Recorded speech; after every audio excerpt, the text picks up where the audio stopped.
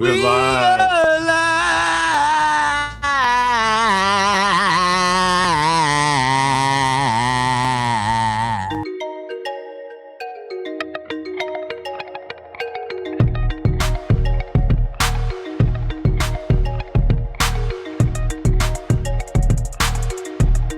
This is Producing Music Podcast with Mark Dollar and Cooper Anderson.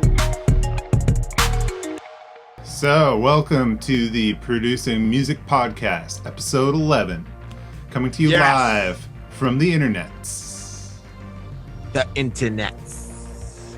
ProducingMusicPodcast.com. This is audio.com/God River Audio. .co. .co. I keep doing that. That's how they get you. That's Marketing how they play. get it. Yeah. Total marketing play.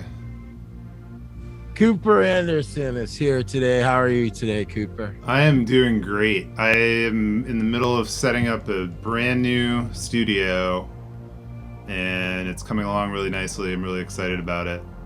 That's one thing. Yeah. Like, I've been mixing on headphones basically more or less for the past 3 years, and forgot what speakers sound like, so it's good to be back on, like, I mean, no, I've had a studio this whole time. It was just like a shared thing once a week, and then lockdown hit and nobody wanted to go in because it was shared, and now this other space opened up, and I'm in there. Hey, man, I love the new space. I got a chance to help Cooper. We posted a picture of it this week, people. Yeah, definitely check it out. But yeah, I was helping Cooper move in. Just a few items. I love the space. I feel like you have enough room to do everything that you do. And so I'm super excited for you as well. Thanks, buddy. Yeah, it's really amazing the difference between mixing on headphones and mixing on speakers. I don't know. I mean, I always do the car test and stuff, and I do, like, you know, I've gotten so used to headphones, it's like not even a big deal.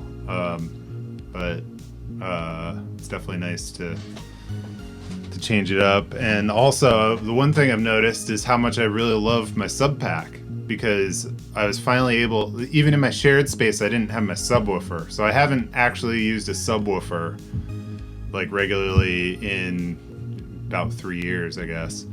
So I plug this thing back in, and for some reason, like, when I'm sitting in the sweet spot, you can hear it, but it's not like crazy. You bump yourself back like 3 feet and it's like ridiculous. But more importantly, you go outside to my suite and all my neighbors, and it's like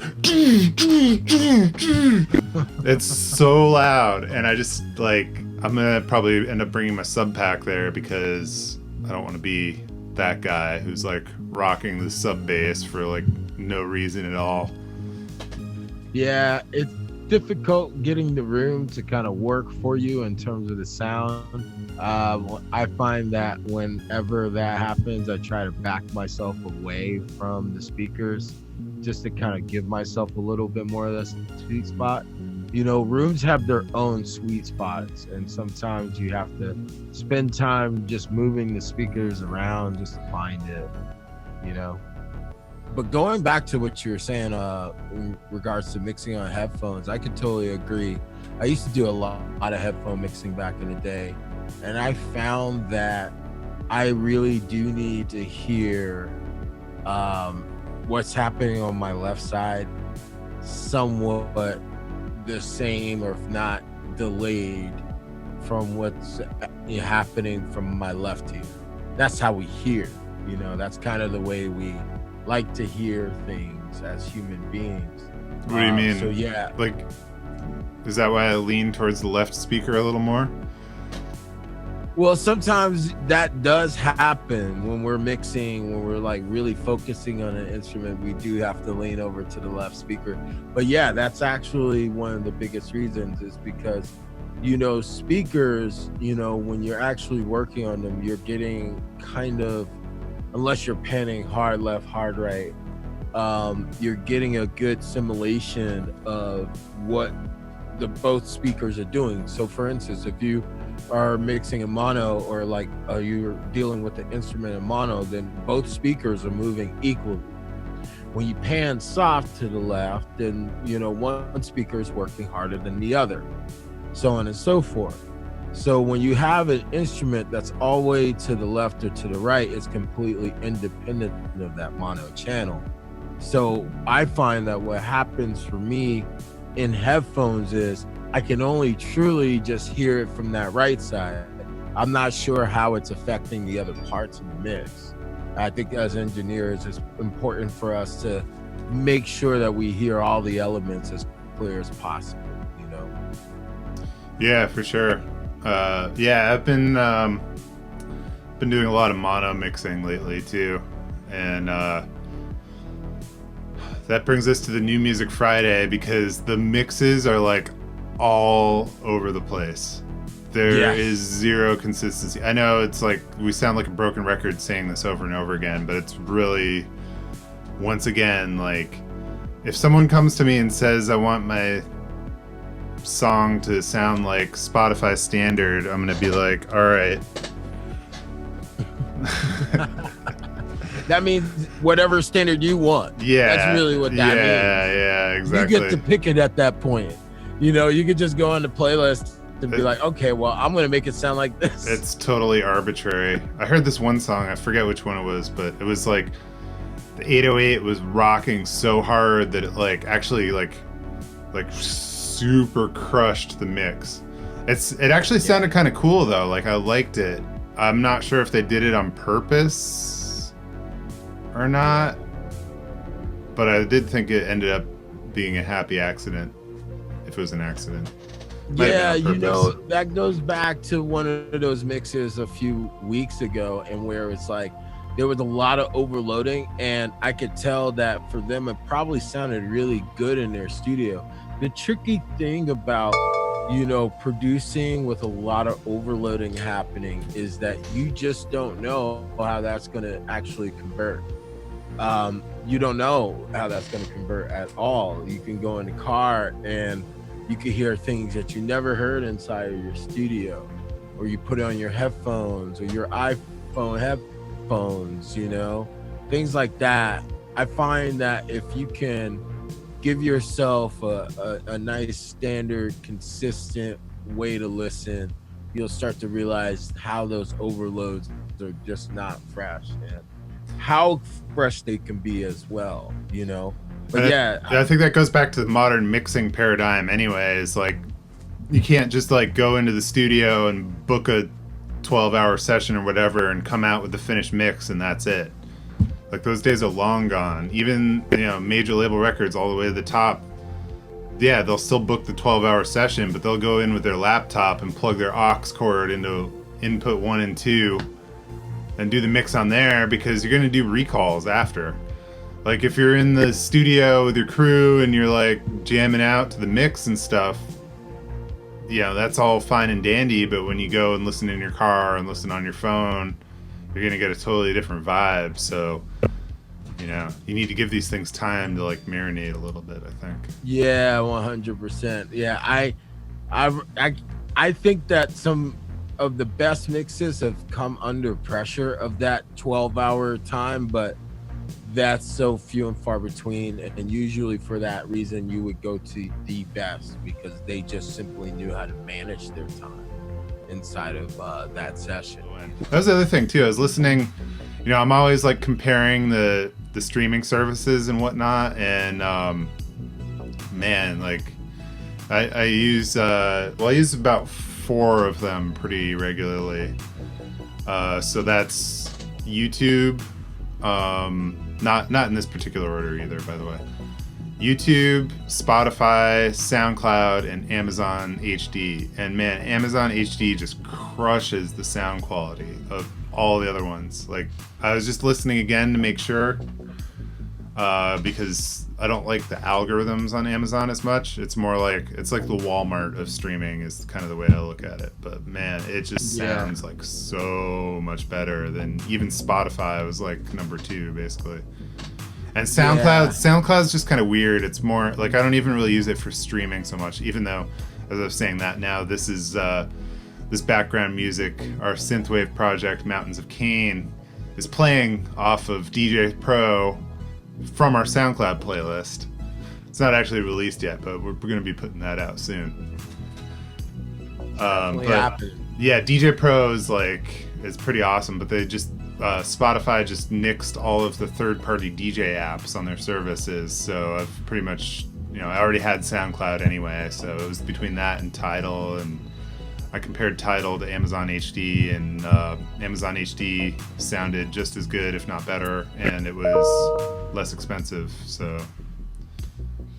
Yeah, I'm not trying to go on that tidal wave. Oh, sorry, pun intended here.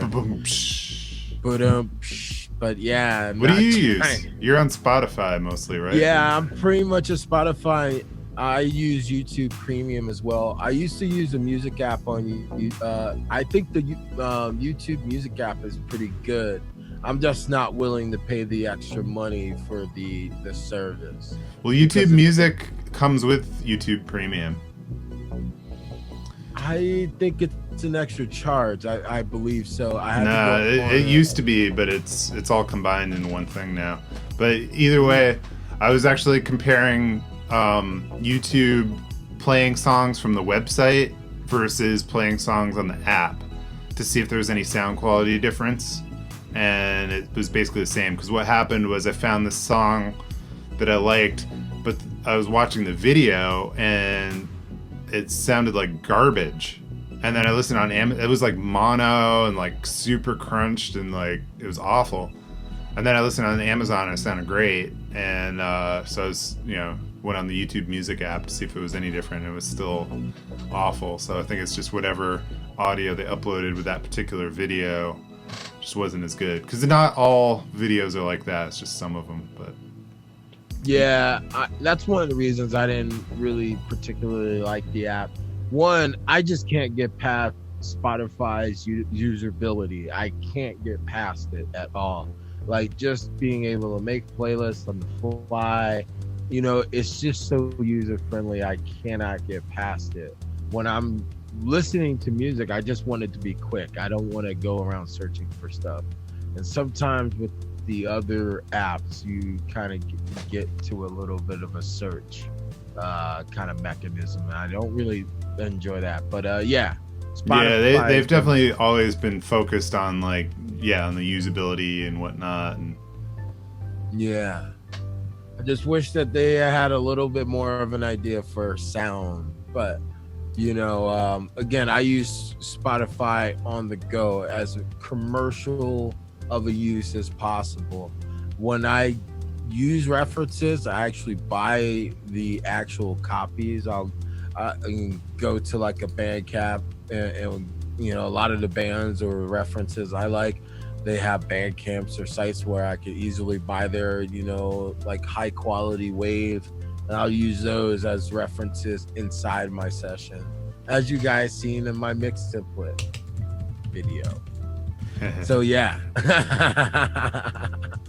But I'm just using it on the fly. I actually have been enjoying using it on the go now, just because I have a lot more music to work with when I'm taking walks in this quarantine age. But yeah, getting back to the New Music Friday playlist, I can agree. I actually loved a lot of the songs on the playlist. I did think that the mixes were really all over the place, but I did think that there were some great concepts inside of the mixes. Again, I'm a big guy on concept, and I feel like there was a lot of great concept. Yeah, well, you're doing that. I'm going to talk about my New Music Friday notables. I only had 4 that I added to my playlist. I mean, there were some other ones that I was listening to and whatever, but I'm just kind of going by what I like. And so the first one was Be Like That, featuring Sway Lee and Khalid by Kane Brown. I thought that was a really cool kind of crossover thing. I'm really liking what Kane Brown is doing in regards to crossovers and whatnot. Oh, we lost Mark. I know. I don't know what happened. There we go.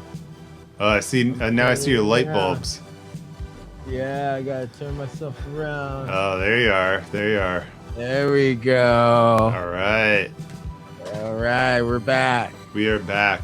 Yeah, so anyway, so that the Be Like That, you know, I'm loving what Kane Brown is doing to push the genre. He's not like pigeonholing himself into country. It's definitely more like, you know, pop, you know, I guess progressive kind of country. Not Like You, Nightly, you know, that was a like EDM type record. You know, that's like my main, I guess, genre that I listen to. Inferno by Abir. Abir is another like EDM singer. I first found out about her from the Cash Cash record called Finest Hour, which is a really cool record and amazing video as well. And then another one which wasn't on the US New Music Friday, but it was on my Discover Weekly or Release Radar, one of those. And this one, I got a shout out to Mark for turning me on to this genre. It's Dream Away by The Midnight. Yes. You know, you were the first one to introduce me to synthwave, and you know, The Midnight is like, you know, one of the two like main artists in the genre, and I thought this was really cool because it kind of had, like, what I like about him is he's doing like kind of he's also kind of doing the crossover thing. Like, he's incorporating more popular sounds instead of just straight like staying in that Phil Collins like modified lane.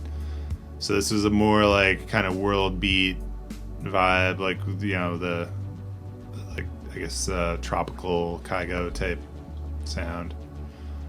But yeah, so that was a really good record.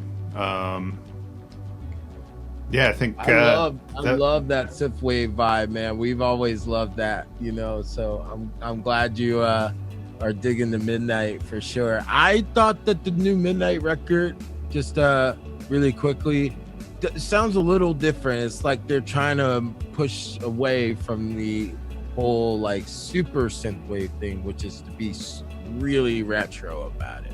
Yeah, that's what I'm talking about. Like, it's not like a Phil Collins beat with weird vocals on top of it, like all the other synthwave stuff. Not Midnight in particular, but like if you pull up synthwave on like pretty much any platform, you just get like these god awful vocals. And actually, that was one of the things that attracted me to the genre, because as a producer, I thought it was a good opportunity to kind of get in there, because there was such a low bar that the top artists in that genre were setting.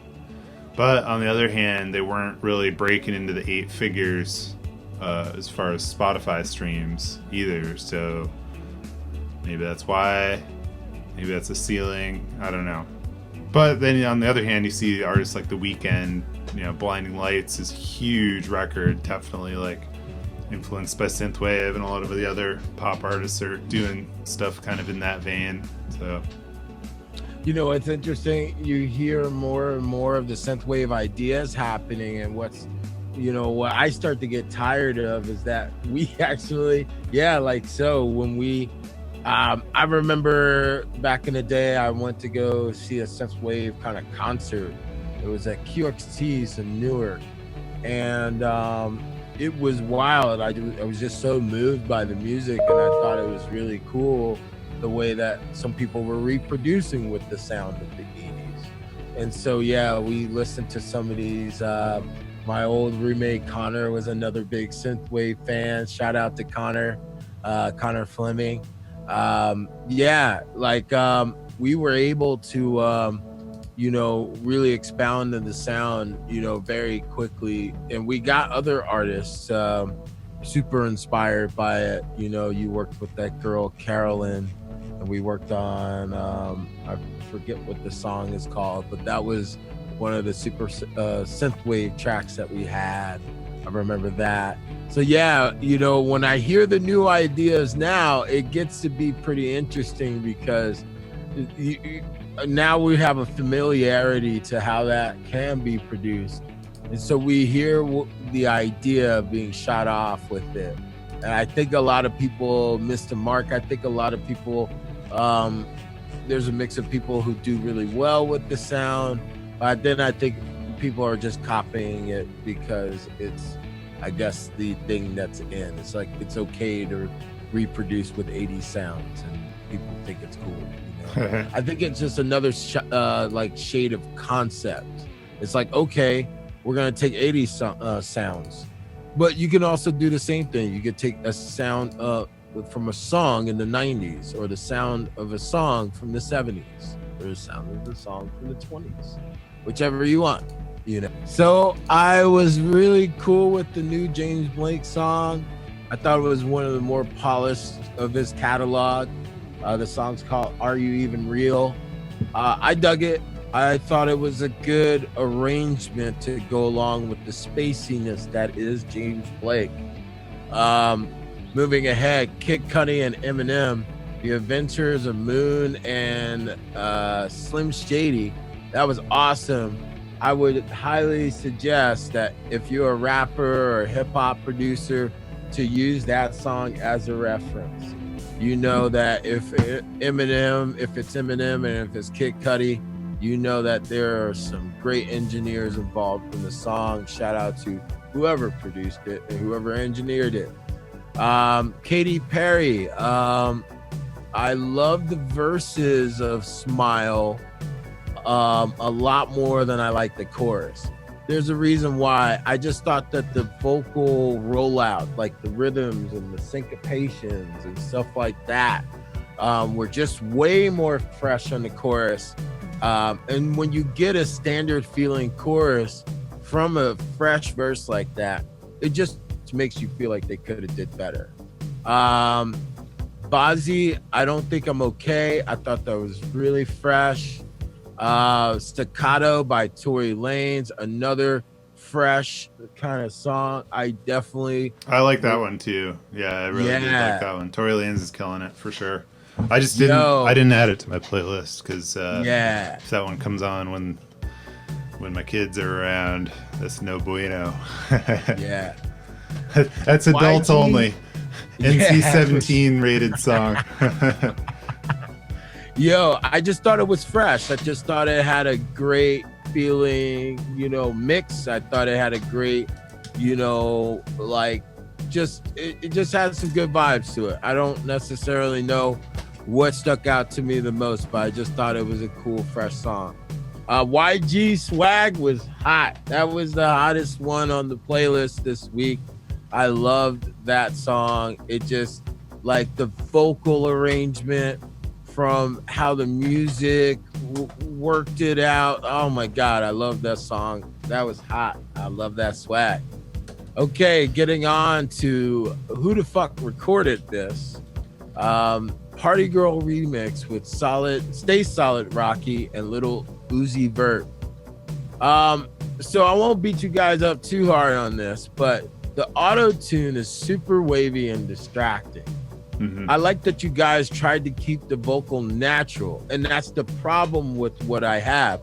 The auto-tune is not necessarily working on the main parts, but it works on the tails, and when the tails come in, it goes really wild, and at times it's really out of tune too.